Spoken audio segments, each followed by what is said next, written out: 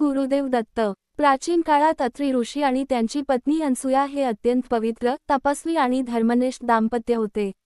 अनसूया पतिव्रतेसाठी प्रसिद्ध होती। तिच्या पवित्रतेची कीर्ती त्रिलोकात पसरली होती। एकदा ब्रह्मा, विष्णू आणि महेश यांच्या पत्नींना अनसूयेच्या पतिव्रतेचा अभिमान वाटू लागला।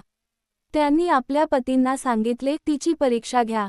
त्रिमूर्ती भिक्षुकाच्या रूपात अत्री ऋषींच्या आश्रमात आले। त्यावेळी अत्री ऋषी आश्रमात नव्हते। अनसूयाने अतिथी म्हणून त्यांचे स्वागत केले, पण त्या भिक्षुकांनी अट घातली, आम्हाला भिक्षा दे, पण नग्न अवस्थेत। ही कठीण परीक्षा होती। धर्म आणि पतिव्रतेची मर्यादा सांभाळून अनसूयाने आपल्या तपशक्तीने त्या तिघांना लहान बाळांमध्ये रूपांतरित केले आणि मग त्यांना प्रेमाने अन्न दिले। त्रिमूर्तींच्या पत्नी चिंतेत पडल्या। त्यांनी अनसूयेकडे येऊन क्षमा मागितली। अनसूयाने बाळांना पुन्हा मूळ रूप दिले। त्रिमूर्ती तिच्या पवित्रतेवर प्रसन्न झाले आणि म्हणाले, आमच्या अंशातून तुझ्या पोटी पुत्र जन्माला येईल।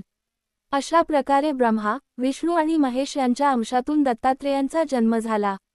म्हणून त्यांना त्रिगुणात्मक आणि त्रिमूर्तींचा अवतार म्हणतात।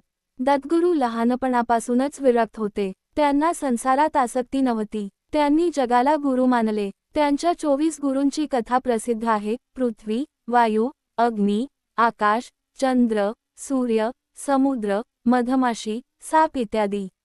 प्रत्येकाकडून त्यांनी काही ना काही शिकले। पृथ्वीने त्यांना सहनशीलता शिकवली, वायूने अलिप्तता शिकवली, समुद्राने स्थिरता शिकवली, मधमाशीने श्रमाचे महत्त्व शिकवले। दत्तगुरू म्हणत की ज्ञान मिळवण्यासाठी मोठ्या ग्रंथांची गरज नाही, निसर्गच मोठा गुरु आहे। जो नम्रतेने पाहतो, त्याला प्रत्येक ठिकाणी शिकण्यासारखे काहीतरी मिळते। दत्तगुरू अवधूत रूपात भटकत असत। त्यांच्या दर्शनाने लोकांच्या दुःखांचा नाश होत असे। त्यांनी भक्तांना नामस्मरण, साधेपणा आणि वैराग्याचा मार्ग दाखवला। त्यांचा संदेश होता, गुरुशिवाय ज्ञान नाही आणि ज्ञानाशिवाय मुक्ती नाही।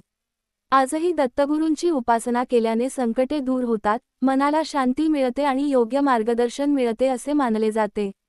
श्री गुरुदेव दत्त।